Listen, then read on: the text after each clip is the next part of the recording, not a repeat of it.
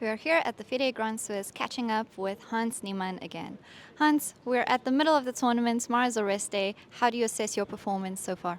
Yeah, the beginning was quite miserable because I felt like I was playing really well, and then my opponents would just defend quite tenaciously, and the time control certainly didn't help. So today I really wanted to win before the rest day, but I actually lost to him once when I had a very high fever, and I overpushed with the black pieces. So I had quite bad memories about overpushing with black against him. So I didn't want to repeat that, but thankfully I got quite a nice opening, something that I had used to beat Ivic when I won the Grenke. I needed to win on demand, so the opening went well and I was able to get a good fight, but it reminded me of the good old days when I just would go all in with both color and be, let's say, ignorant to any risk. So I'm just glad it paid off, but certainly at the end it was probably time pressure and very hard position to play for both colors.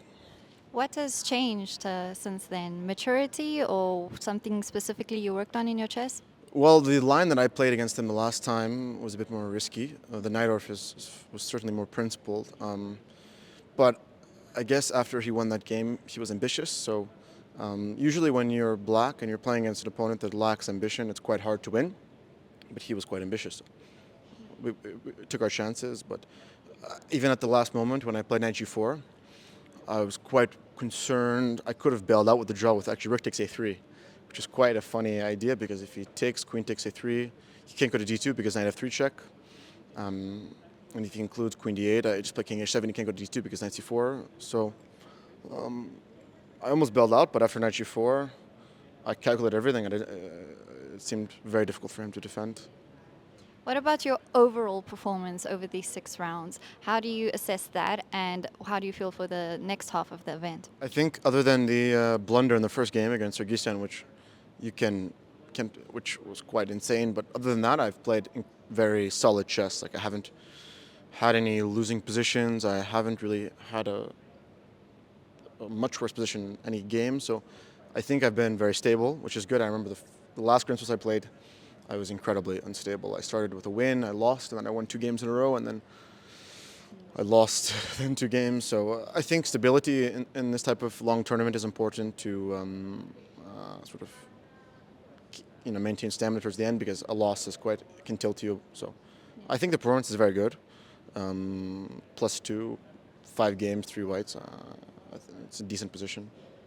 And outside of chess, I want to talk about you have a camera guy here following you around. Are you making content? Tell us what is going on. I just realized that Chess Base India is so great that I think I need to create my own version, endgame Chess Base India, because I think it's important to document.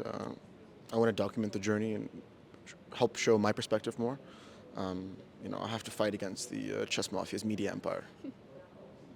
And speaking about cameras, our cameras have seen you speaking during the rounds, not during the games, but before and after, with some other players about Hikaru Nakamura, we think.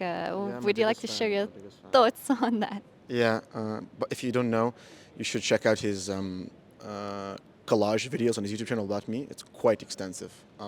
But no, in general, I think that if you look at the changes in the chess time control, the rating system, historically relative to how the world has advanced, I think it's time for.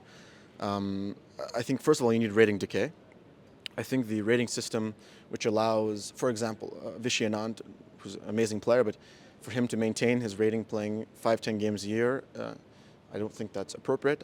I think we should adopt a similar system to tennis, because, I don't know, the fact that you can qualify to the candidates without playing the Grand Swiss, without playing the World Cup, he doesn't really play against, he barely plays classical chess. And when he does, he's quite timid and solid, not really that ambitious. So I think that chess needs to change the system, because the current state of classical chess, when we're playing 8-hour games, it's dreadful, to be honest. Like I'm kind of miserable here. Of course, it's a great tournament with prize money, great conditions, but I don't know. I just can't really. It's just miserable because I don't know. I don't think, like, if you look at the time control has gotten longer when when we've started to understand the game more. So logical, like if people were playing faster than us 100 years ago, and they knew a fraction of what we know, it only makes sense to balance the scales to ensure enough margin for error and creativity on the board.